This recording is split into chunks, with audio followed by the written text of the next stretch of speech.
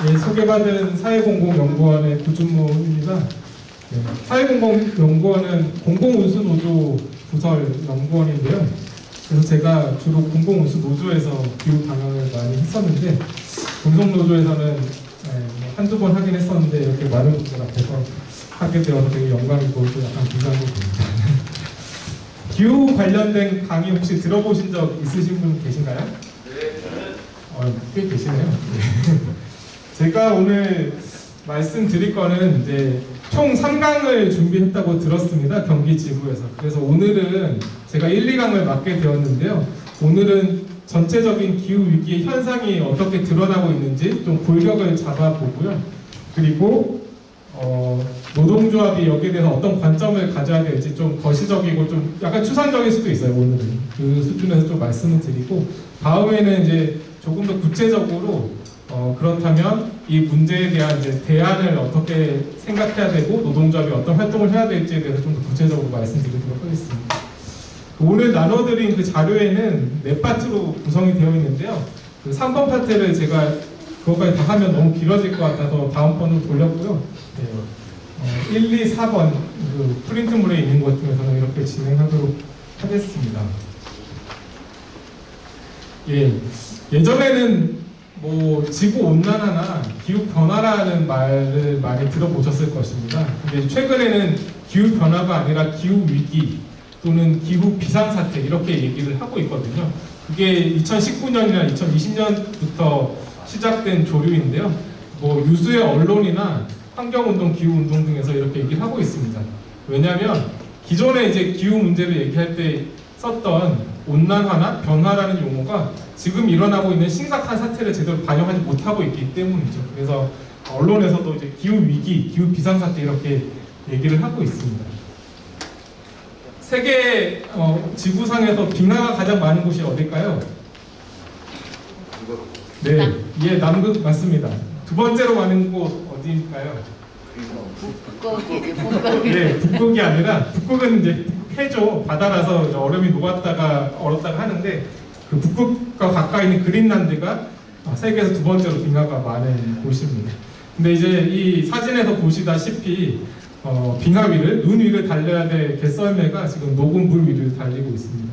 하루에 수십억 톤의 빙하가 녹고 있고요. 그 올해 초에 텍사스 한파 뉴스 보도 다 보셨을 겁니다. 당연히 아시겠지만 이제 텍사스는 미국의 제일 남부에 있잖아요. 그래서 한겨울에도 영상 10도 이하를 잘 안 떨어진다고 하는데, 이런 텍사스에서 영하 10도 이하, 영하 10도, 영하 20도에 이제 강추위가 몰아닥쳐가지고 전기가 다 마비되고 상수도도 마비되어가지고 수십 명이 이제 사망하고 엄청난 고통을 겪는 일들이 발생하고 있습니다. 이게 이제 기후 위기의 한 단면을 보여주는 것인데요. 기후 위기나 기후 재난을 말씀드리면 이제 해외 일이다 이렇게 많이 생각하시곤 하는데, 우리에게도 작년에 엄청난 자연재해가 발생했습니다. 어떤 일이 있었죠? 네, 너무 잘 아시네요. 작년에 6월부터 8월까지 사상 유례 없이 2달간 거의 60에 이르는 엄청난 긴 장마와 수해가 닥쳤습니다. 그때 사망자가 몇 분이나 발생했는지 혹시 기억하시나요? 예, 한 45분 정도, 실종자까지 합쳐서 45분 정도 엄청난 큰 피해가 발생한 거죠. 이 유례없는 긴 장마도 단순히 장마 전선이 정체해서 발생한 문제가 아니라 기후 위기로 인해서 이제 발생한 어떤 북극 지역의 어떤 기류 변화, 이런 것들이 한반도에 정체되면서 발생한 일이다라고 얘기를 하고 있고요. 이런 장마가 기후 위기를 알리는 어떤 시작점일 뿐이다. 우리는 인류가 지금까지 경험하지 못한 유례없는 기후 비상사태에 돌입하고 있다라고 많은 과학자들이 이야기를 하고 있습니다. 이런 이제 추세가 계속된다면 미래에는 더 끔찍한 일들이 벌어질 것인데요. 기후 위기로 인해서 예상되는 이제 많은 자연재해 현상들이 있는데, 대표적으로 해수면 상승이 있습니다. 지금 추세가 계속된다면 이번 세기만 2100년 정도 되면 바닷물의 해수면이 1m 정도 더 올라간다고 하는데요. 이랬을 때 여기 이제 보시다시피 인천에 있는 송도라든지 경기도에 있는 이 해안의 매립 지역들, 이런 곳들이 물에 잠기게 될 것이고, 여기에 살고 있는 사람들은 이주를 해야 될 수밖에 없는 이런 일을 겪을 수밖에 없습니다. 우리나라는 이제 해안가 위주로 이런 피해가 이제 많이 닥치겠지만, 뭐 남태평양에 있는 도서국가들이 있죠. 작은 몰디브 같은 곳들은 아예 나라 자체가 없어질 수도 있다라고 이야기를 합니다. 또 마찬가지로 이 부산 지역에 있는 고층 아파트들이 즐비한 수영구, 해운대 옆에 있는 수영구 지역도 이렇게 물에 잠기게 됩니다. 이렇게 이제 말씀을 드릴 수가 있는데요. 우리가 지금 겪고 있는 모든 분들이 지금 마스크를 쓰고 그리고 매일 손 씻기를 생활하면서 1년 전만 해도 상상할 수 없는 시기를 우리가 1년 동안 겪었는데요. 이 대표적으로 코로나 위기만 해도 잘 아시겠지만 생태계 파괴로 인해서 박지에 살고 있던 전염병이 인간에게 옮아온 것입니다.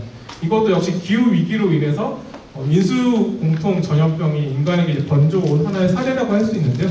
우리가 이제 코로나 위기를 엄청나게 겪고 있지만 이 문제 코로나는 이제 뭐 예방 접종이라든지 이제 치료약이 개발되어서 어느 정도 해결된다고 하더라도 코로나의 새로운 변이가 발생한다든지 코로나19가 아니라 코로나20, 21도 발생할 수 있는 거죠.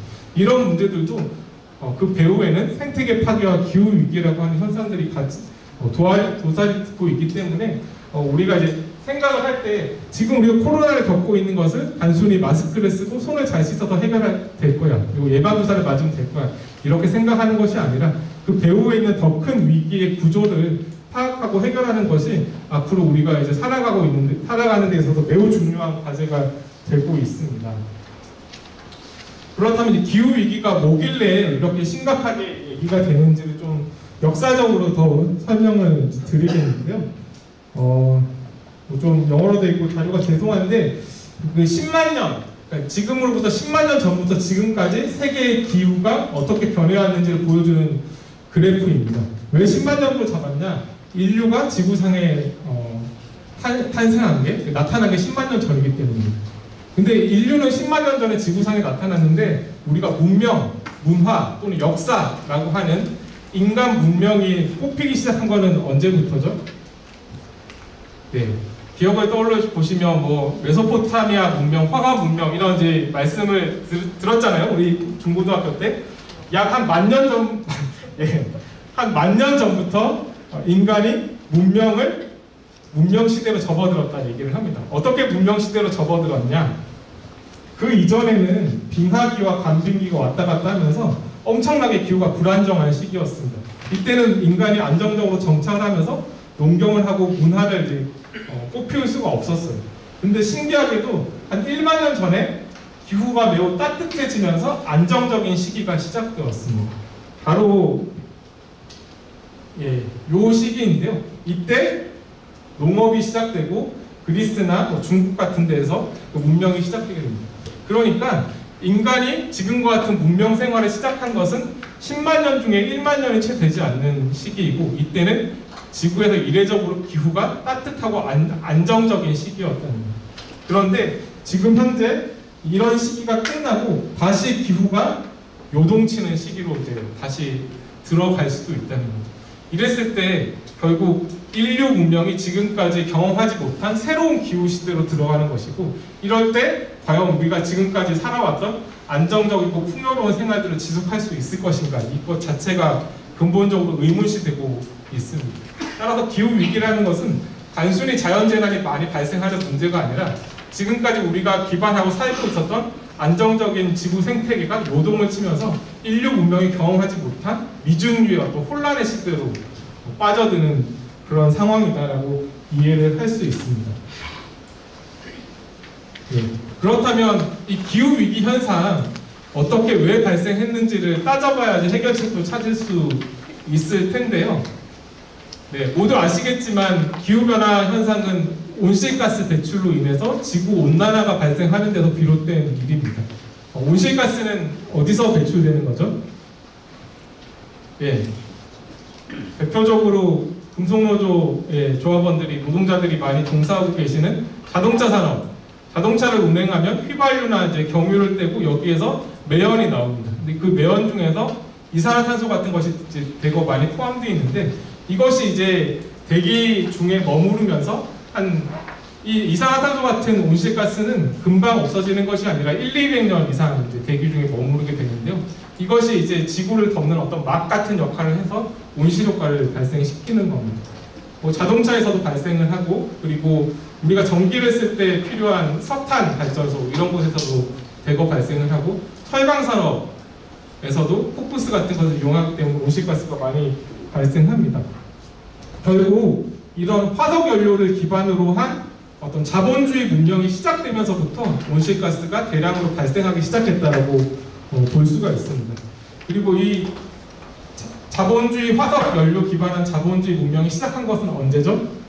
산업혁명 시기부터이고요. 약 1850년부터 시작되었다고 보면 됩니다. 그래서 이 그래프는 유엔의 과학자들이 연구를 한 그래프인데 복잡해 보이지만 주황색 선을 보시면 되는데요. 1850년부터 2020년 지금까지 온실가스가 얼마큼 발생했고 그에 따라서 지구의 평균 기온이 얼마나 상승했는지를 보여주는 그래프입니다. 얼마나 상승했나요? 지금까지? 예. 1850년을 0으로 봤을 때 지금까지 약 1도를 조금 돌파했는데요. 지금까지 1도 정도 상승했습니다. 1도 상승했으면 그냥 여름에 1도 더 더워지고 겨울에 1도 더 따뜻해지면 별 변화가 아닌 거 아니냐 이렇게 생각하실 수도 있는데요. 지구 생태계는 이제 그런 것이 아닙니다. 저는 오히려 이제 인체에 비교해 보면 좋을 것 같은데요. 인간 몸이 36.5도인데 37도, 38도, 한 1, 2도 오르게 되면 어떻게 되죠? 엄청난 몸살을 겪게 됩니다. 더 올라서 3, 4도 올라서 40도가 넘어가면 생명을 잃을 수도 있습니다. 마찬가지로 지구도 하나의 생태계는 유기체 같이 이제 긴밀하게 움직이는 어떤 인체 기관 같은 건데요.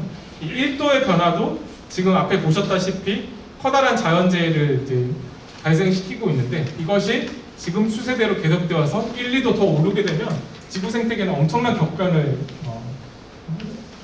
치르게 될 것입니다. 그래서 2019년에 유엔에서 IPCC라고 하는 기후 과학자들의 회의가 있습니다. 여기에서 특별 보고서를 냈는데요. 보고서 이름이 1.5도시 특별 보고서입니다. 왜 1.5도시 특별 보고서라고 했냐? 이게 중요한 건데요. 지금까지 이미 1도가 올랐잖아요.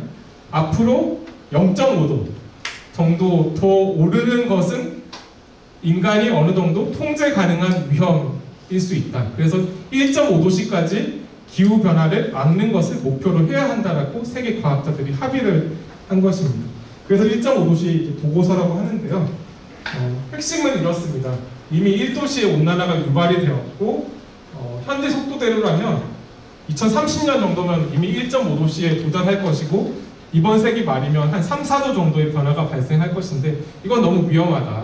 그렇기 때문에 최대한 온실가스 배출을 급격히 줄여가지고 1.5도씨 선에서 방어를 해야 한다고 얘기를 한 것입니다.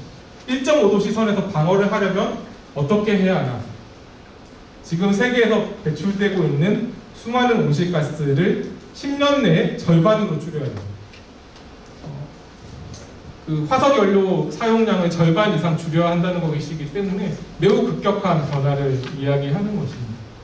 그리고 2050년까지는 배출량을 0으로 만들어야 합니다. 온실가스를 전혀 배출하지 않는 새로운 경제 시스템, 새로운 사회 체제를 30년 내에 만들어야 한다는 이야기입니다. 매우 이제 충격적이고 급격한 급진적인 변화를 내포하고 있기 때문에 이것이 이제 세계의 많은 사람들에게 충격을 줬고 또 기후 운동과 기후학에 관련된 관심이 높아지게 되는 계기가 되었습니다. 그리고 또 하나 흥미로운 것은 사실 과학자들은 정치적인 얘기나 사회적인 얘기를 별로 하지 않습니다. 데이터에 기반해서 어떤 과학에 기반한 자료와 데이터를 이제 제출하는 데만 집중을 하는데 이 보고서는 유엔에서 발간한 보고서임에도 불구하고 이런 과감한 온실가스 감축을 위해서는 전면적인 사회 변화가 필요하다라고 하는 정치적인 메시지를 담아서 많은 사람들에게 큰 충격을 준 것입니다. 그래서 이 1.5도씨라는 목표가 매우 중요하고 그것을 위해서는 10년 내에 절반으로 줄이고 30년 내에 0으로 만들어야 한다. 탄소 중립이란 말 많이 요즘에 하잖아요. 이 탄소 중립이 결국 0으로 만든다는 건데 이것이 이제 포인트라는 점을 잘 이해해 주셨으면 좋겠습니다. 그런데 1.5도씨가 왜 그렇게 중요해? 1.6도씨면 안 되고 2도씨면 안 될까? 이런 이제 의문이 드실 수도 있습니다. 예전에 유엔에서 얘기한 목표는 2도씨였어요. 근데 과학자들이 연구를 하다 보니까 2도씨도 너무 나이브한, 너무 느슨한 목표다. 1.5도씨를 목표를 높여야 된다고 얘기를 했는데요. 왜냐하면 1.5도씨를 초과하면 어떤 급변침 지점 또는 티핑 포인트가 온다고 보기 때문이죠. 뭐 자연 생태계는 이렇게 선형적인, 비례적인 변화를 하는 시스템이 아닙니다. 아까 인체 말씀드렸잖아요. 36.5도에서 뭐 1도, 2도 오른다고 이제 비례적으로 아픈 것이 아니라 어떤 선을 넘어가면 사람이 죽어버릴 수도 있는. 마찬가지로 이제 지구도 그러는데요. 1.5도씨 이상의 어떤 기후 변화가 발생했을 때 인간이 통제할 수 없는 많은 현상들이 발생합니다. 대표적으로 이제 빙하 붕괴 문제가 있는데요. 요즘 더워서 이제 아이스크림 먹을 철이 다가왔잖아요. 근데 한여름에도 꽁꽁 언 아이스크림 드실 때는 처음에는 2도 잘 안 들어가고 엄청 딱딱하고 녹지도 않습니다. 근데 아이스크림 먹다가 어느 순간 뚝뚝 흐르고 통째로 아이스크림이 떨어지기도 합니다. 마찬가지로 빙하도 그런데요. 그 바닷물의 온도가 높아진다고 해서 빙하가 비례적으로 녹는 것이 아니라 어떤 순간에 넘어서면 빙하가 으스러지면서 붕괴하는 현상 같은 것들이 발생합니다. 이랬을 때 이제 해수면 상승이 걷잡을 수 없이 높게 일어나는 거죠. 생물종의 멸종도 비슷한데요. 해수의 온도의 상승에 따라서 가장 취약한 생물종이 산호초입니다. 지금도 산호초 멸종이 많이 일어나고 있어서 크게 문제가 되고 있는데요.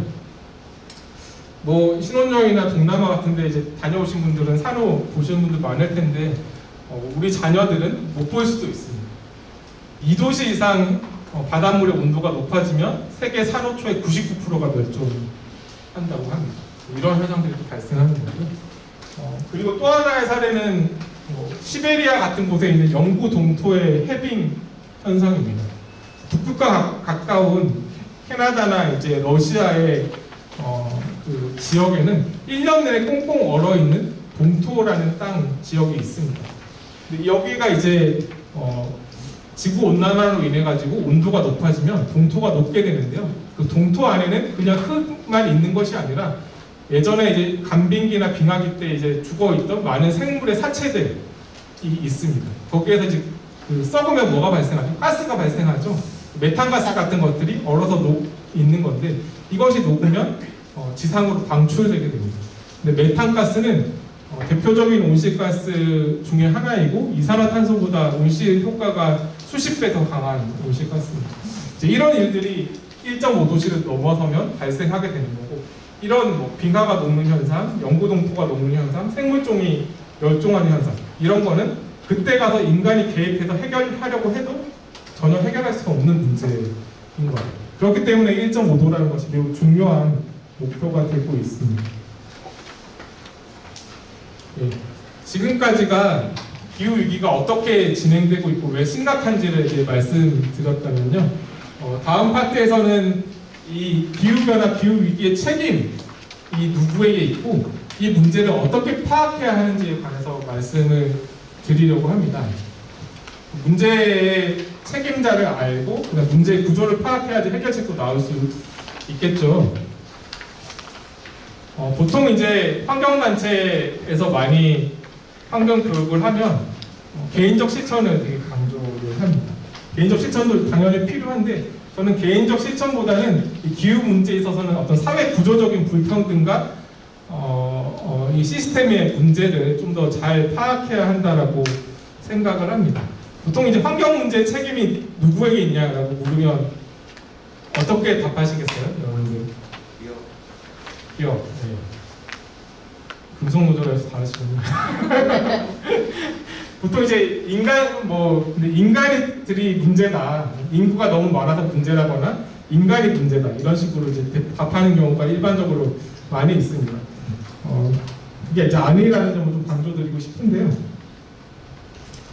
이분 누군지 아시나요? 네, 그레타 툰베르이죠. 15세 스웨덴 소녀 중학생이 이렇게 얘기를 한 겁니다.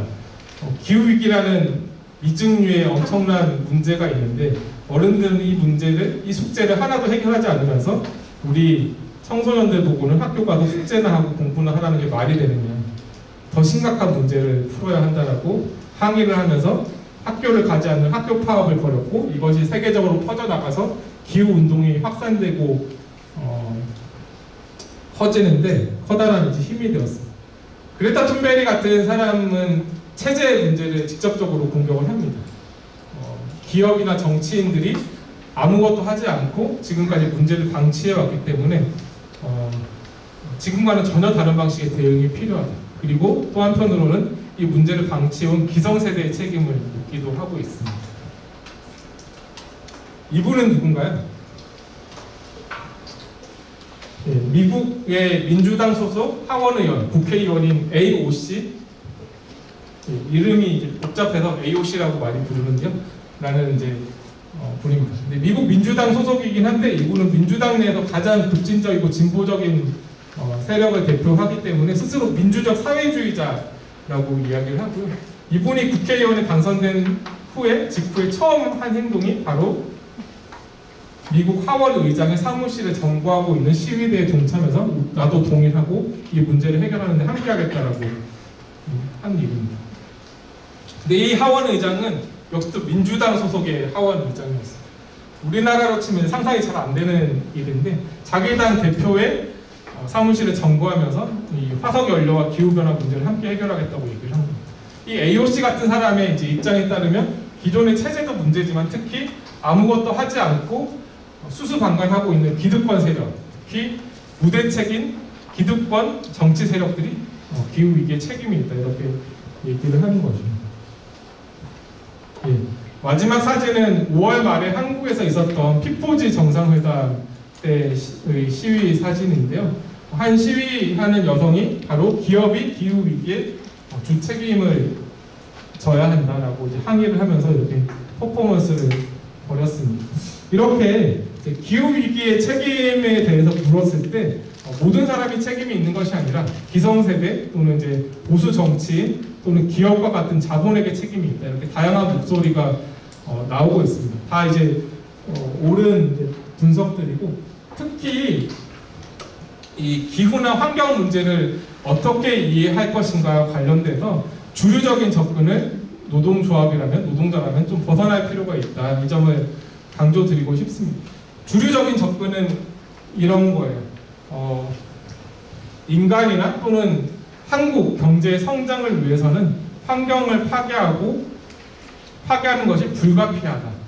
그렇기 때문에 이 경제 성장과 환경은 대립하는 거고 이때 노동자는 환경 편이 아니라 경제의 편에 서 있기 때문에 이 노동자의 권리나 노동조합의 활동도 결국 환경이랑 대립하는 것이다.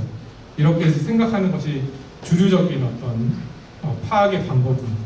이런 파악의 방법에서 해법은 어떻게 나올 수 있을까요? 녹색 성장이란 것을 해가지고 결국 기업도 잘 되고 노동자도 잘 되고 환경도 어느 정도 보호할 수 있는 이런 정책들을 펴는 것이 바로 기후변화 문제의 해법이라고 생각을 하는 것이죠.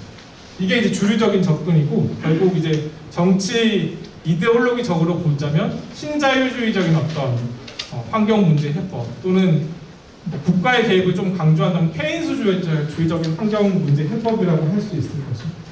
근데 이런 방식으로는 어떤 환경과 경제의 대립 그리고 환경과 노동의 대립을 깨부술 수가 없습니다. 결국 성장을 통해서만 더 많은 이윤을 벌어가지고 그것에 이제 어떤 낙수물을 받아먹는 수준에서만 해결할 수 있는 건데요. 이런 이제 파악 이해 방식은 계급적인 이해 방식도 아니고 매우 이제 잘못된 오도된 이해 방식이라고 할 수 있는 거고요.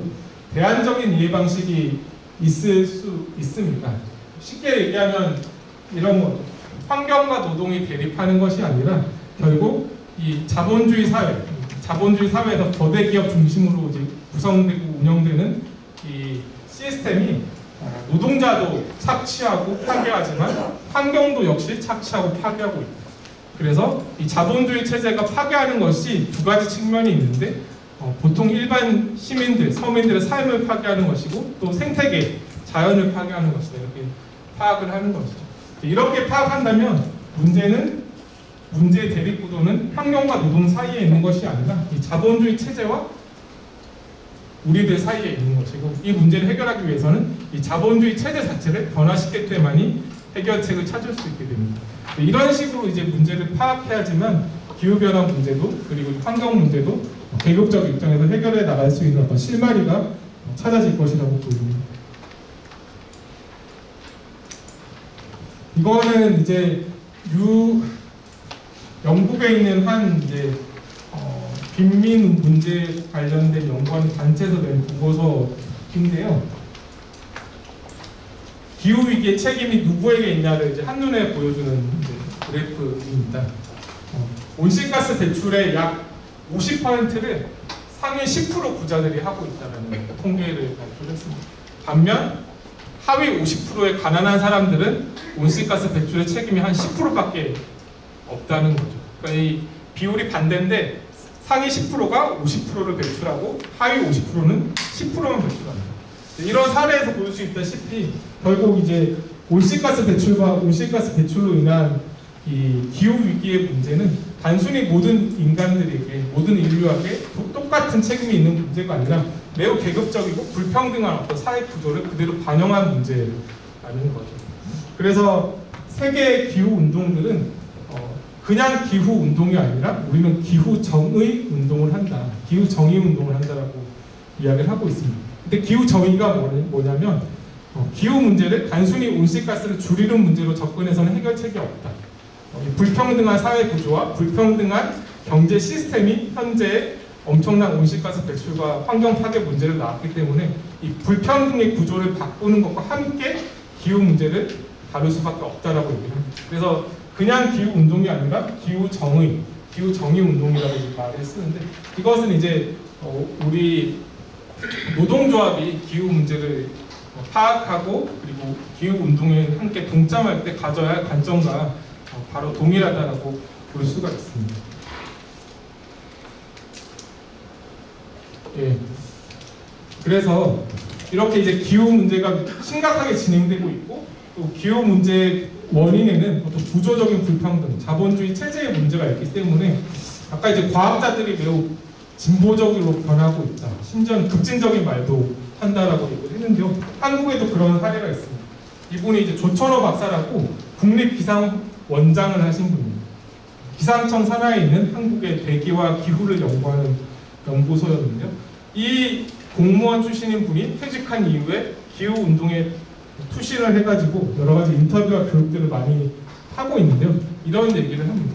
기후변화 문제를 해결하기 위해서는 결국은 자본주의를 뒤흔들 수밖에 없다. 자본주의 체제 자체를 소비의 측면에서든 생산의 측면에서든 근본적으로 뜯어고치지 못한다면 결국 기후 문제를 해결하지 못하고 멸종으로 갈 수밖에 없다라고 이야기를 하는 겁니다. 아주 급진적인 진보적인 노동운동가가 할 만한 얘기를 이 기후과학자, 심지어 공무원 출신의 사람이 할 정도로 문제가 지금 심각해지고 있고 이런 관점에서 우리도 접근해야지만 문제에 한 발 더 다가갈 수 있다는 점을 강조드리고 싶습니다. 그래서 이제 좀 요약을 하자면요. 이 환경 문제나 기후 문제를 봤을 때 단순히 모든 인간이 같은 책임을 가지고 있다라고 보는 것은 잘못된 파악 방식이고 이 기후 문제야말로 엄청난 계급적인 이슈이고 이 자본주의 어떤 체제의 근본적인 어떤 구조와 동학을 뒤바꾸지 않는 이상 해결하기가 매우 어려운 문제다. 이런 점을 꼭 명심을 해주셨으면 좋겠고요. 그렇다면 이제 이런 기후 문제에 있어서 한국이 어느 정도에 위치하고 있는지를 한번 살펴보려고 합니다. 예, 많이 보신 세계 지도인데 좀 이상하죠? 예, 온실가스 배출량에 따라가지고 많이 배출하는 나라는 퉁퉁하게 불려놓고 적게 배출하는 지역, 아프리카나 남아메리카 이런 데는 홀쭉하게 줄여놓고 이렇게 다시 그린 세계 지도입니다. 이걸 보면 이제 세계에서 어느 나라가 온실가스를 많이 배출하는지를 한눈에 알 수 있는데요. 어디가 제일 많이 배출하고 있나요? 예, 맞습니다. 중국이 제일 크죠. 그 다음이 미국 정도 될 것 같고요. 세 번째가 어디가요? 유럽을 한 덩어리 보면 유럽이 이제 한 3위 정도 됩니다. 그 다음에 인도, 길쭉하게 돼 있어서 작아 보긴 한데 이제 러시아 정도가 있고요. 그 다음에 한국은 한 몇 위 정도 되어 보이나요? 꽤 크죠? 일본보다는 조금 작은데 어쨌든 엄청나게 큽니다. 한국이 이제 세계에서 한 7, 8위 정도의 온실가스 배출을 하고 있습니다. 한국 경제 규모가 어떻게 되죠? 세계 10위라고 합니다. 한국의 경제 규모보다도 훨씬 더 많은 온실가스를 배출하고 있기 때문에 한국은 현재 기후변화 문제에 엄청난 책임을 져야 하는 나라입니다.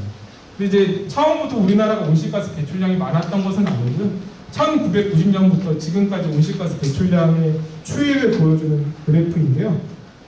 이렇게 증가를 해왔습니다. 1990년이 중요한 것은 이제 유엔에서 이때를 기준으로 온실가스를 줄이자라고 했기 때문에 기준 연도가 되는 거고요. 쭉 증가해왔는데 한 번 떨어진 적 있습니다. 언젠가요? 예, IMF입니다. IMF 때 경제가 폭삭 주저앉자 이렇게 떨어졌고요. 이걸 보면 역시 온실가스 배출이나 기후위기 문제는 결국 자본주의 경제의 성장이나 구조의 문제와 직접적으로 연결되어 있다는 걸 바로 볼 수 있는 거예요. 근데 아까 이제 말씀드렸죠. 2030년까지 10년 내 온실가스를 절반으로 감축해야 된다. 그렇다고 해서 IMF 때와 같은 일을 10년 동안 겪어야 될까요? 아닌 거죠. 그런 식으로 한다면 파국이고 엄청난 민중과 노동자의 고통만 가중되는 일이고 다른 방식으로 온실가스를 감축하는 방법을 이제 찾아내야 되는데 그것이 이제 매우 크고 거대한 어려운 과제가 되고 있다는 얘기입니다. 그래서 뭐 간단하게 말씀드리면 1990년에는 우리나라가 한 3억 톤 정도 온실가스를 배출했습니다. 그런데 지금은 7억 톤 정도 배출하고 있습니다. 약 2.한 3배 정도 증가했다고 할 수 있는데요. 이게 이제 세계에서 가장 많이 온실가스 배출이 증가한 나라 중에 하나라는 이제 증거가 되고 있습니다. 그래서 우리나라는 세계에서 기후 악당 국가라는 엄청난 불명을 얻었습니다. 박근혜 정부 때 얘기인데요. 이때 4대 기후 악당 국가에 꼽히는 데가 사우디아라비아, 호주, 뉴질랜드, 한국 이렇게 됐습니다. 호주, 뉴질랜드는 좀 의외일 수도 있는데 호주 같은 데는 세계 최대 석탄 수출국이기 때문이고요. 뉴질랜드도 그때 아무런 이제 정책을 내놓지 않아서 이런 평가를 받았고 그러면 박근혜에서 지금 문재인으로 바뀐 최근에는 평가가 좋았을까? 안타깝게도 아니었습니다. 또 세계 환경단체에서 각 나라들이 기후 정책을 얼마나 잘하고 있는지를 평가해봤더니 58개 중에 54개, 끝에서 5번째 4대에서 5대 정도로 이제 한 단계 정도 더 상승하는 거긴 한데 마찬가지로 엄청난 낙제 점수를 받았습니다. 왜 그랬냐? 이명박 때도 다 기억하겠지만 녹색 성장, 그린 뉴딜 이야기를 했었죠. 근데 4대강 삭진만 하고 결국 끝나버렸어요. 문재인 대통령 작년에 그린 뉴딜, 디지털 뉴딜 해서 한국판 뉴딜 하겠다. 그리고 2050년 탄소 중립하겠다 이렇게 발표를 했습니다. 근데 실제 내용을 뜯어봤더니 아무 게 없는 거예요. 그냥 기존에 하던 정책 중에서 환경과 관련된 다 끌어모아가지고 표만 다시 만들어서 이제 그린 뉴딜이다. 탄소 중립이다 이렇게 얘기를 했죠. 그리고 반대로 가덕도 신공항을 짓겠느니 아니면 지금 짓고 있는 석탄 화력 발전소 다 SK, 포스코, 삼성과 같은 대기업들이 하고 있는 석탄 발전소 신규 사업은 그대로 허용해 주겠다. 이런 얘기들을 했습니다. 그래서 워싱턴 포스트지에 또 이제 이런 비난 광고가 실렸습니다. 그린 뉴딜을 하겠다고 하더니 결국에는 시커먼 연기만 계속 내뿜고 있다. 이런 일들이 이제 반복해서 벌어지고 있는. 근데 이런 일은 비단 한국에서만 일어나고 있는 일이 아닙니다. 지금 기후위기라고 모든 유엔과 세계 과학자들과 시민들이 다 엄청나게 고통을 겪고 있고 위기를 얘기하고 있는데 기후변화 문제가 세계 과학계에서 얘기되기 시작한 것은 1970, 80년대부터였어요. 그리고 유엔과 같은 국제기구에서 공식적으로 회의를 한 것은 1990년부터였어요. 그렇다면 기후변화 문제를 과학자들과 세계 정치인들이 논의한 게 적어도 30년에서 길면 40년 되었는데 왜 문제는 하나도 해결되지 않고 더 악화되었냐, 이걸 이제 역사적으로 한번 파악해 볼 필요가 있겠죠. 3, 40년 동안 심각하다 말은 해왔는데 왜 안 나아지고 더 나빠졌냐. 이게 이제 어떤 작가의 말에 따르면 역사의 비극이자 지구의 비극이다 라고 이제 표현을 했습니다. 왜냐면요, 이 기후변화 문제가 회자되기 시작한 1980년대, 90년대는 어떤 시기입니까? 네. 사회주의권이 몰락을 하고 신자유주의를 외치는 대처나 레이건 같은 사람들이 영국과 미국에서 집권을 해가지고 민영화를 해야 되고 세금을 부자 감세를 해야 되고 그리고 기업들을 위해서 경쟁을 촉진하고 노동자들의 임금을 깎아야 된다. 이런 이야기를 했던 바로 신자유주의 시기에 이 기후 문제가 세계에서 논의되기 시작했던 겁니다. 그렇다 보니까 실제 온실가스 배출하는 이 문제를 해결하기 위해서는 기업들에게 강제로 경제 활동을 변화시킬 것을 이제 요구를 해야 되고 안 되면 석유나 석탄 같은 화석 연료를 더 이상 채굴하지 못하도록 해야 되는데 그런 이제 근본적인 정책은 취하지 못하고 기업 활동은 계속 권장하는 한에서 미시적인 작은 이제 정책들만 계속 추진했던 거죠.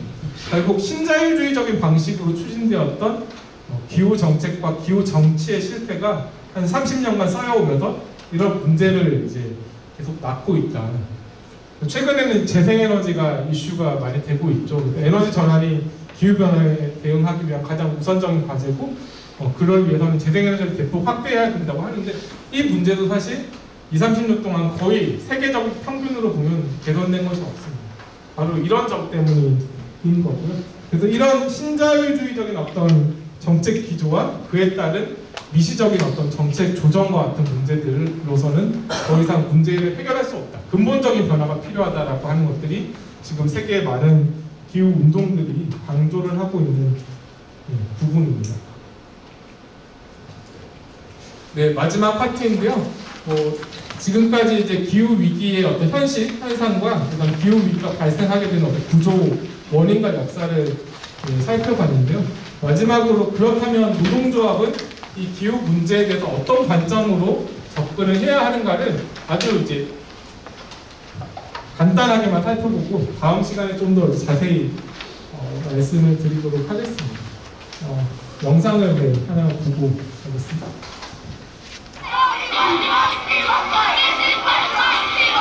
I have a 12-year-old and an 8-year-old. I have a son also, he's 11. They both participated in the last youth strike.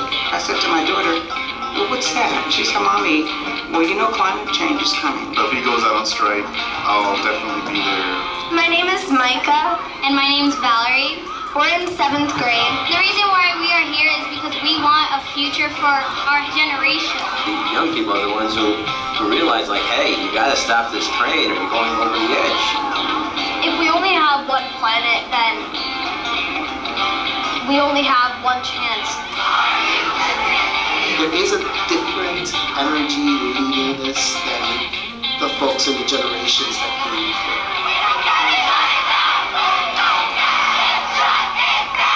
These young people are talking about a future world that they're going to live in. And if we care about them and we care about the future, we have to respect what they're saying. Change is coming anyway, with or without us. This is not theoretical for our members.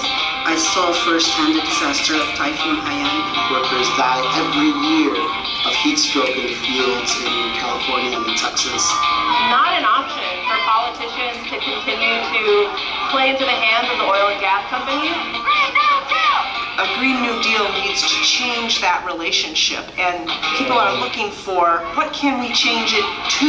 It is about not having this separation between workers and climate. What made me get involved with climate action because we had to create jobs, and there's many jobs that can be created when we get rid of fossil fuels. If we're not part of the response to climate change, we're going to be left behind. We have the end point, and I think now we're starting to speak, okay, how are we going to get there? It is one of the greatest sources of optimism for me that the youth have taken on this issue. We're not going to make the same mistakes that our great-grandparents did, that even our parents did. I saw a sign today that said our climate is changing, why aren't we? They are relentless and they are fearless. And they're taking initiative, and they need our support.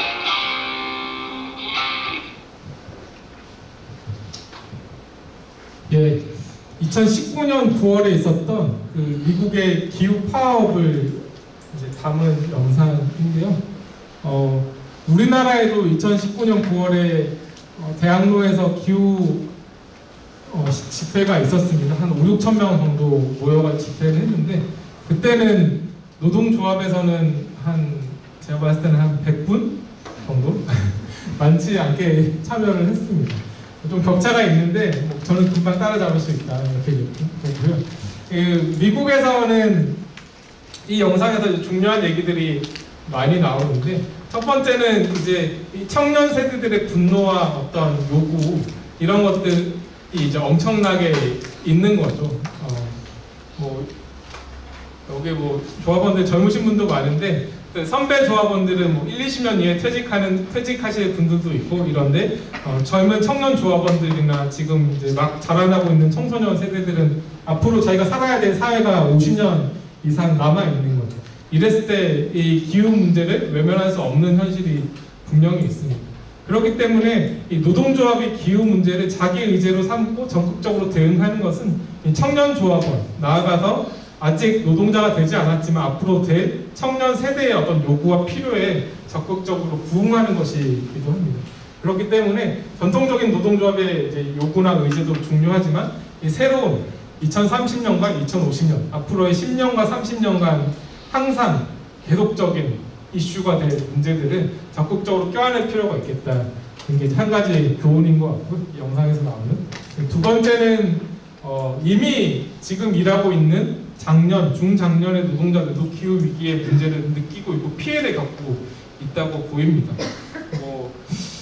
대표적으로 금속노조는 자동차 쪽 산업이 많으니까요. 자동차 산업의 어떤 전기차 또는 수소차로의 변화 과정에서 노동자들이 어떤 영향을 받게 될 것인가 이런 문제들이 남아있는 과제일 것 같습니다.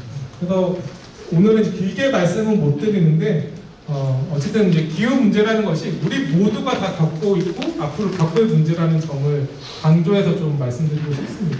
우리나라에서 온실가스가 어떤 분야에서 얼만큼 나오는지를 보여주는 표인데요. 발전, 그러니까 전력을 생산하는 데도 한 36% 나오고 산업 부분, 자동차, 철강, 시멘트 이런 데가 대표적인 온실가스 다배출 산업인데 거기서 37% 제일 많이 나오고 있습니다. 그리고 건물이나 교통 뭐 이런 분야에서도 나오는데 온실가스를 단순히 뭐 한 20, 30%만 줄여도 된다라고 하면 사실은 석탄 발전소 없애고 몇몇 산업 공정 개선하고 하면 됩니다. 근데 앞에 계속 강조드렸다시피 10년 안에 절반을 줄여야 되고 10년 안에 절반 줄일 때는 쉬운 것부터 줄일 거예요. 쉬운 거는 석탄 발전소 없애는 게 제일 쉽겠죠. 석탄 발전소 없애고 천연가스로 바꾸거나 재생에너지로 바꾸고 이거는 기술적으로도 큰 도전이긴 하지만 할 수 있는 과제입니다. 근데 이 절반으로 줄이는 거 10년 안에 뿐만이 아니라 30년 안에 0으로 만들어야 된다. 빵으로 만들어야 된다. 이거는 지금 기술이나 지금의 어떤 우리의 상상력으로는 쉽게 도달할 수 있는 목표가 아닙니다. 그렇기 때문에 사실은 철강을 생산하는 제조업 부분, 시멘트, 자동차, 건물에서 냉난방하는 문제, 심지어 쓰레기 버리고 쓰레기에서 발생하는 온실가스 문제, 그리고 놀랍게도 세계 온실가스의 한 5%는 소가 배출합니다. 소가 먹고 되새김질하죠. 되새김질하면서 트림을 하는데 거기서 엄청난 메탄이 발생하는데요. 육식의 문제 이런 것들이 다 걸려 있습니다. 빵으로 만들려면 그런 거 다 그런 문제를 다 해결해야 돼요. 뭐 어떻게 육식을 줄이든지 어떻게든 해가. 그렇기 때문에 단순히 20, 30% 줄이는 문제면 기술적으로 적당히 민기적하면서 할 수도 있는데 지금은 그런 문제가 아니다.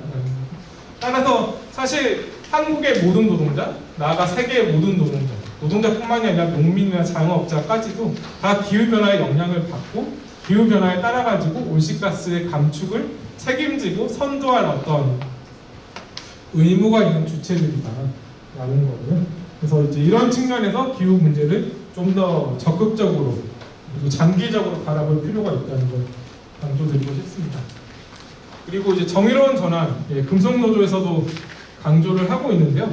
정의로운 전환을 어떻게 달성할지에 대해서는 설왕설래가 있고 전략이나 전술을 짜는 데 있어가지고 많은 논쟁점들도 있는 것 같습니다. 다만 이제 원칙이자 어떤 지향으로서 정의로운 전환이 어떻게 탄생하게 되었는지를 오늘은 제가 좀 말씀을 드리고자 하는데요. 이 토니 마조치라고 하는 미국의 노동운동 지도자입니다. 1970년대부터 2000년대까지 한 3, 40년간 활동을 하신 분인데 제가 이제 미국 예전에 뭐 국제 심포지엄 같은 데 가서 미국 기후 전문가를 한 분 인터뷰를 했는데 이분이 이러시더라고요. 미국 노동운동은 사실 개량적이고 비즈니스 노조주의 이런 거기 때문에 별로 자랑할 게 없다. 내세울 게 없는데 하나 있다고 하면 이분이 정의로운 전환이라는 아이디어를 만들었는데 그거만큼은 어떤 세계적으로도 좀 내놓을 만한 일이다라고 얘기를 했습니다. 보시면 아시겠지만 석유화학 원자력 노동조합의 지도자였어요. 석유화학 원자력 노조 어떻죠? 엄청나게 그 환경을 오염시키고 나쁜 산업으로 이제 대표적으로 꼽히는 노동조합의 지도자였습니다. 근데 이제 놀랍게도 이 노동조합 자체는 미국에서 아주 진보적이고 급진적인 노동조합이었다고 해요. 근데 이제 이 80년대에 미국에서 신자유주의가 확산되고 또 한편으로는 환경 기준 같은 것이 올라가면서 당시 이 산업 노동자들이 이런 위협을 받았다고 합니다. 환경 기준을 강화시키면 우리 기업이 해외로 문을 닫거나 해외로 이전할 수밖에 없다. 구조조정 될 거다. 어떻게 할래?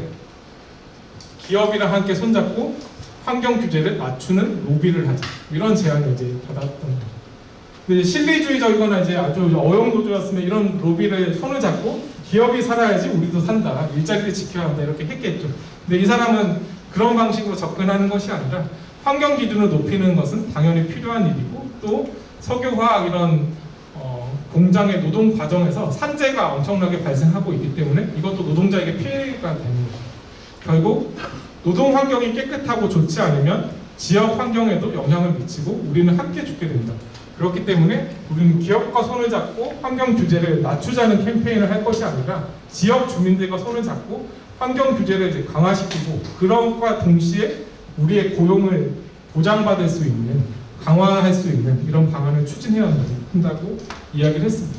그것이 이제 앞에 말씀드렸던 환경과 노동자가 대립하는 것이 아니라 환경과 노동자는 한편에서 같이 이득을 볼 수 있는 거고 상대방에는 자본이나 이제 체제의 문제가 있다. 이런 관점에서 접근을 한 거죠. 이제 그런 관점을 정의로운 전환이라고 표현을 한 것입니다.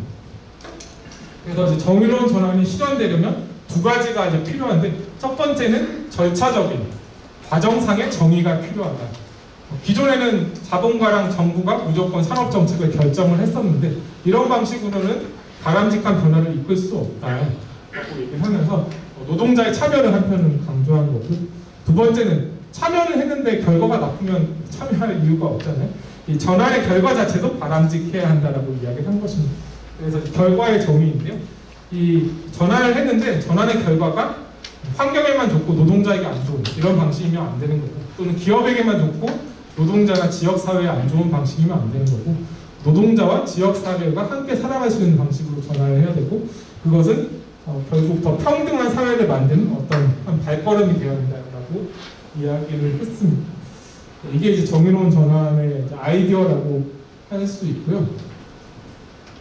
이제 이게 세계적으로 90년대 이후 특히 2000년대 들으면서 확산이 되었습니다. 그래서 많은 정부들이 이 정의로운 전환이라는 아이디어를 받아들였는데요. 문재인 정부도 작년에 2050년 탄소 중립 그 정책을 내면서 공정 전환이라고 번역을 해가지고 이야기를 하고 있습니다.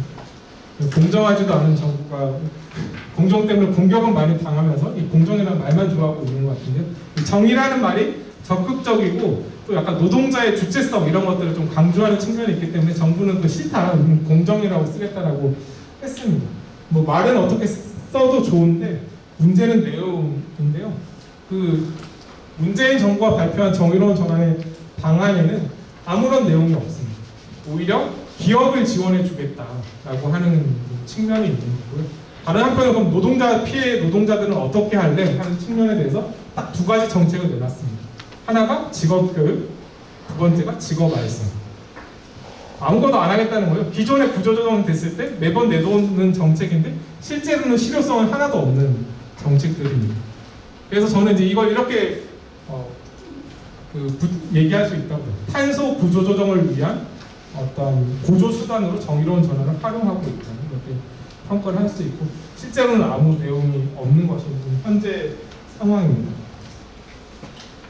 그래서 노동조합 입장에서는 원래의 정의로운 전환의 정신을 살리면서 그것을 이제 실현시킬 수 있는 구체적인 어떤 정책적인 내용 그리고 그것을 실현할 수 있는 어떤 정치적 힘을 키우는 것이 가장 중요하겠다라고 보입니다. 말씀드렸다시피 각국 정부나 뭐 세계 기구에서 이걸 수용하면서 노동자의 주체성이라든지 적극적인 어떤 경제 구조의 변화라는 측면들은 다 없어지고 피해 노동자들을 위해서 우리가 어떻게 해줄게 뭐 이런 이제 정책으로 바뀌었거든요. 이걸 비판하는 것과 동시에 실제 노동조합 입장에서 정의로운 전환의 어떤 정책들을 이제 마련하고 그것을 실현시킬 수 있는 어떤 각종 투쟁과 어떤 프로그램을 통해서 어떤 정치적인 이 과정들을 가져가는 것이 가장 중요하겠다라고 보입니다. 이제 그냥 생각하기 쉽게 이야기하기 위해서 어떤 자동차 산업을 생각해 보시면 될 것 같아요. 기후위기 문제 때문에 자동차 산업이 전기차와 수소차 중심으로 한 20-30년 내에 다 재편이 될 거잖아요. 근데 이제 이때 정의로운 전환이라는 게 어떻게 가능하냐 생각해 보시면 되는데 아까 이제 앞에서 말씀드렸던 주류적인 접근 방법은 이런 거예요. 다른 문제는 다 그냥 중요하지 않고 내연기관차, 이제 엔진차를 전기차로 바꾸면 이게 정의로운 전환이고 녹색 탈탄소 산업 전환이다라고 이야기합니다. 근데 이게 과연 정의로운 전환일까요? 현대 기아차나 이런 재벌 체제가 그대로 자동차 산업을 장악하면서 생산물만 내연기관차에서 전기차로 바뀌면 정의로운 전환이다. 이게 아닌 거죠. 실제 현대 기아차와 같은 재벌 체제, 그리고 노동 착취 문제, 논하청 문제, 불평등 문제 이런 것들이 다 또아리 틀고 있는데 이런 문제를 함께 해결하면서 생산물도 이제 녹색으로 만드는 것이 이제 바람직한 정의로운 전환이라고 할 수 있을 것 같습니다. 그런 관점에서 접근을 해야 되고 좀 더 구체적인 얘기는 다음 시간에 좀 드리도록 하겠습니다. 이렇게만 얘기하면 뭐 정의로운 전환이나 기후위기에 관한 노동조합의 대응이 너무 추상적이고 거시적인 문제가 아닌가라고 생각할 수도 있는데 꼭 그렇지만은 않습니다. 제가 이제 사실 여러분의 사업장들을 다 모르기 때문에 어떤 이슈가 있는지는 이제 예를 들 수는 없는데 한 가지 좋은 사례는 최근에 이제 포스코와 한국가스공사에서 있었습니다. 지금 미얀마에서 군부 독재 쿠데타에 맞서는 시민들의 민주화 시위가 유혈 사태로까지 비화되고 있지만 뜨겁게 벌어지고 있습니다. 이 이제 문제 많이 들어보셨을 텐데 그 중에서 이제 포스코가 미얀마의 슈웨라고 하는 지역에 가스전을 이제 개발하고 있는데 이 가스전에서 얻는 수익의 엄청난 양, 그러니까 1년에 수천억 원 정도가 수백에서 수천억 원 정도가 미얀마 군부에게 이제 흘러 들어간다고 얘기를 하고 있습니다. 근데 이 문제에 대해서 이제 어떻게 할 것인가, 그리고 한국가스공사가 그 지분을 한 10% 정도 가지고 있고, 한국가스공사는 민주노총 공공운수노조의 대표적인 사업장 중에 하나고, 포스코는 금속노조 산하에 이제 있는 걸로 알고 있습니다. 한국노총도 있지만 금속노조에도 있는 걸로 알고 있고, 이 문제에 대해서 시민단체는 이제 이런 요구를 했고, 거기에 대해서 금속노조 포스코 지부인가요? 하여튼 거기와 그 다음에 한국가스공사가 이 사업을 전면 재검토해라, 중단해라라고 하는 성명을 냈습니다. 사실 이제 노동조합이 어용 노조거나 아니면 기업에게 끌려가는 노조의 경우는 이런 것들을 못하는 거죠. 근데 이런 사회적인 메시지를 내고 우리 기업이 회사가 하는 이제 사업 자체가 인권을 유린한다든지 온실가스를 많이 배출하면서 환경을 파괴하는 문제에 적극적으로 반대의 목소리를 내는 것, 이런 것도 하나의 정의로운 전환을 실천하는 구체적인 사례가 될 수 있을 것 같고요. 여러분들이 일하고 있는 사업장에도 뭐 에너지 사용 문제라든지 온실가스 배출 문제라든지 아니면 뭐 다양한 이슈들이 있을 것입니다. 이런 문제에 대해서 적극적으로 파악하고 노동조합의 독립적인, 자주적인, 또 계급적인 목소리를 내는 것이 기후위기에 맞서는 가장 기본적인 실천 중에 하나일 수 있겠다고 보고요. 이렇게 봤을 때는 사실 이제 기존의 노동조합이 해왔던 활동이 기후운동 또는 환경 문제와 관련된 활동과 전혀 동떨어져 있는 것이 아니다 라는 점을 좀 기억해 주셨으면 좋겠습니다. 제가 이제 강조드리고 싶은 건데요, 그 기후위기의 구조가 자본주의 체제의 구조적인 불평등에 뿌리박고 있기 때문에 결국 이제 기후위기에 맞서는 운동이 이런 신자유주의에 맞서는 운동이고, 이것은 이제 불평등을 바꾸는 운동이고, 결국 이거는 지금까지와는 다른 대안적인 미래를 우리가 만들고 우리 자손들에게 이제 물려주기 위한 그런 사회운동이자 노동운동의 과제인 건데, 이거는 결국 노동운동이 기존에 원래 하려고 했던 일상적인 임단투도 하지만 사회개혁 투쟁도 하고 여러 가지 이제 연대 활동도 하는 건데, 노동자 운동이 원래 하려고 했던 과제와 이 기후 운동의 과제가 떨어져 있는 것이 아니다. 오히려 기존에 하려고 했던 것들을 더 잘하면서 연대와 어떤 그 교육 그리고 정책 개발들을 통해 가지고 이런 것들을 잘 엮는 것이 중요하다라고 생각이 들고요.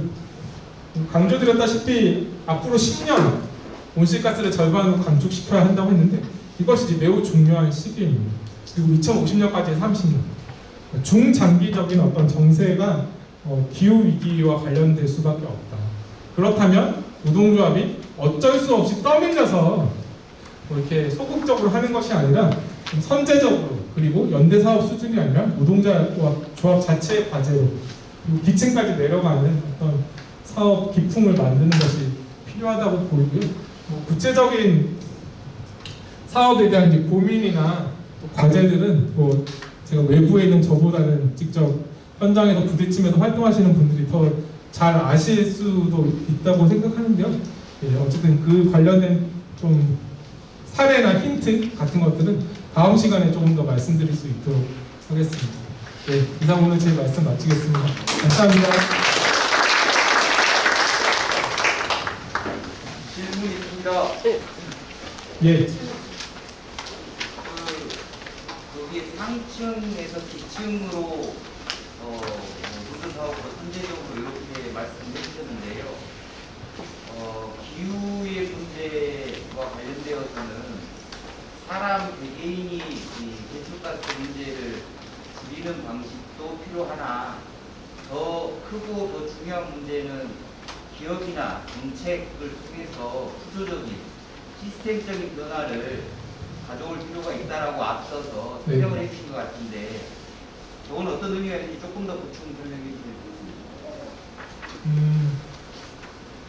상층에서 기층, 그러니까 제가 생각하기에는 상층 활동 중심으로 기후 운동을 하게 되면 실제는 뭐 캠페인이나 어떤 연대 사업에 좀 동원하는 정도의 수준을 벗어날 수 없다고 이제 보는데요. 이제 그런 차원에서는 이제 노동조합이 적극적인 어떤 노동조합의 투쟁 이슈나 아니면 노동조합 자체의 활동과 기후 문제를 연결시키기는 쉽지 않겠다. 기존에 하던 대로 노동조합은 뭐 노동권 관련된 활동을 하고 자기 사업장 인단투를 하고 뭐 중앙 차원에서 약간의 이제 중앙이나 지역본부 차원에서 약간의 연대 사업을 하는 방식으로는 노동조합 자체가 이 기후 문제에 적극적으로 참여를 하고 뛰어든다고 할 수는 없을 것 같고요. 오히려 이제 지금 이제 상층 간부들 중심이실 텐데 좀 더 현장 조합원들과 그리고 자기 사업장의 어떤 구체적인 자기 기업에 또는 노동자와 관련된 이슈에 대해 개입을 하면서 이 기후 문제를 더 엮을 필요가 있겠다. 그래서 지금까지 했던 방식대로 기후 문제나 이런 걸 환경단체가 하는 거고 노동조합은 연대만 하면 돼 이런 것이 아니라 결국 기후 문제를 해결하려면 그런 차원의 변화가 아니라 훨씬 더 이제 광범위하고 급진적인 변화가 필요하다고 한다면 거기에 조합원들을 동원하고 같이 활동하는 프로그램들을 만드는 것이 필요하겠다. 이런 차원에서 말씀드렸습니다. 네, 알겠습니다. 제가 다음 시간에 좀 더 구체적인 걸 준비를 해야 되는데요. 사실 제가 금속노조 사정 거의 잘 모르거든요. 공공 중심으로 준비를 했었는데 다음에 이런 걸 좀 다뤄봤으면 좋겠다 라는 게 있으면 말씀해 주시면 최대한 반영해서 좀 준비를 해보겠습니다. 질문. 예. 뭐 산업전환 뭐 기후위기 이렇게 해서 말씀하는데 금속노조가 아무나 그 역할을 뭐 사업장이 그런 산업이 그런 역할을 좀 했다고 보는데 수소나 전기차로 가는데 그게 친환경적이고 좀 기후 위기에 좋은 산업이 될 수 있는 건지 그런 분석을 다음에 좀 해주시면 좋겠다 이런 말씀. 자동차 산업에서 수소차나 전기차로의 전환이 대안이 될 수 있는 것인가? 관해서요. 사례가 될 수 있는지, 그러면 그게 원래 더 나중에는 뭐 기후 위기에 더 제한이 될 수 있는 건지. 그런 걸 좀 해주면은 아마 저희들도 요구하고 좀 같고, 그다음에 정말로 피부로 느낄 수 있는 거는 뭐 한 2주 동안 생산을 안 하고 휴가를 한 2주 동안 간다든가 이런 얘기를 좀 해줘야 도움이 되지 않을까 생각합니다. 네, 알겠습니다. 뭐 눈치 안 보고 제 생각 다 말씀드려도 되는 거죠?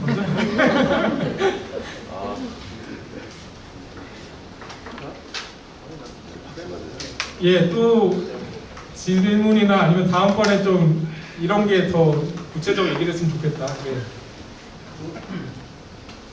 여기 계신 분들이 지구가 아프다라는 걸 모르는 사람은 아무도 없을 거라고 생각을 합니다. 생각을 하는데 아까 이제 강연 이해했던 내용들 중에서 자본주의가 문제다. 그럼 자본주의가 없어지면 지금의 이 탄소 배출되는 모든 환경들이 다 없어지는 거예요. 물론 그렇진 않을 거잖아요. 네. 그러니까 자본주의 탐욕들이 지금 이 탄소 배출을 늘리고 있는 과정들이 문제다라는 문제의식은 충분히 다 동의를 하는데 지금 그래서 이 기후 위기가 자본주의 때문이고 체제를 변혁해야 된다. 뭐 당장 이런 우리가 문제로 기결될 문제도 아닌 것 같고 당장 현장에 있는 대중 조직에서도 이런 걸 이해하기는 쉽지 않을 것 같고 그런 생각을 좀 들긴 하고요. 문제는 아까 말씀드린 것처럼 해주신 것처럼 정의로운 뭐 전환 얘기를 하는데 실제 잘 모르겠어요. 정의로운 전환이 실제 우리가 기후 위기 속에서 탄소 배출을 억제해야 되는 과정 속에서 공동노조 기준으로 자동차 산업이 좀 친환경차로 넘어가야 되는데 과정에서 전기차는 원인을 따지면 전기차는 친환경차는 아니겠죠. 전기를 대량 생산해야 되는 구조이기 때문에 지금의 우리 에너지 정책상 뭐 친환경차가 될 수는 없겠다라고 하는 건 명확한 거고 또 그 과정 속에서 아까 말씀드린 것처럼 결국에는 고용의 문제 산업으로 전환할 때 이 고용의 문제를 우리가 어떻게 접근해야 되는 거냐라고 하는 부분들이 아마 여기 계신 내연기관에 하고 계신 사업장분들은 굉장히 깝깝해 하실 거고 이게 그럼 단순히 뭐 사업장과 교섭을 뭐 잘해서 뭐 우리가 친환경 아이템을 갖고 올 수 있는 것도 아니고 그렇다면 뭐 정부 정책이나 같은 것처럼 정부 정책이 허접하긴 하죠. 근데 그런 부분들을 우리가 어떻게 개인력을 높여서 이 정의로운 전환들을 이끌어낼 수 있겠느냐 하는 그런 고민들이 아마 여기 계신 분들이 많이 있지 않을까라는 생각이 좀 있어서 혹시 그런 부분을 좀 다뤄줄 수 있으면 좀 해주셨으면 좋지 않을까.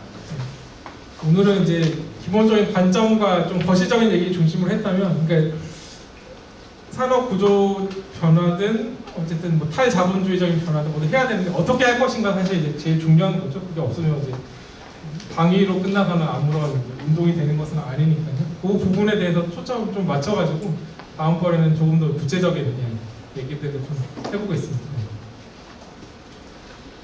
노동자이 기후 위기에 반동 세력이 될 수 있는 가능성이 있다는 자기 산업 분야에 따라서 그렇죠. 지키기 위해서 그래서 극렬하게 저항했거나 반사회적으로 반민중적으로 그런 반대적인 사례도 있으면 꼭 이렇게 하는 경우가 좋은 사례만 뿐만 아니라 반면교사 제가 보기에는 나쁜 사례도 극렬하게 나쁜 사례도 분명히 존재하고 반동화 되는 측면도 분명히 있을 거니까 그런 것도 대비하면서 얘기를 해주시면 미국이든 유럽이든 뭐 그런 경우도 꽤 있습니다. 특히 미국에서는 그 자기 산업적인 이해관계에 따라가지고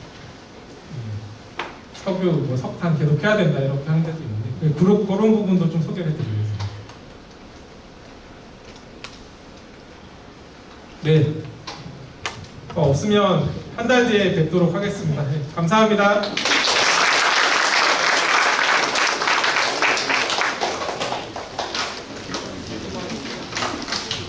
네, 오늘 무섭다 전체 모임을 이걸 마치려고 하고요. 아무튼 다음 달에는 오늘은 좀 거시적인 관점이었다면 다음 달에 좀 구체적인 내용들도 하신다고 하니 더 많은 분들이 오셔서 같이 들었으면 좋겠습니다. 다시 한번 고생하셨다고 힘찬 박수 부탁드리겠습니다. 네, 오늘 전체 교섭은 이것으로 모두 마치도록 하겠습니다. 고생하셨습니다. 감사합니다.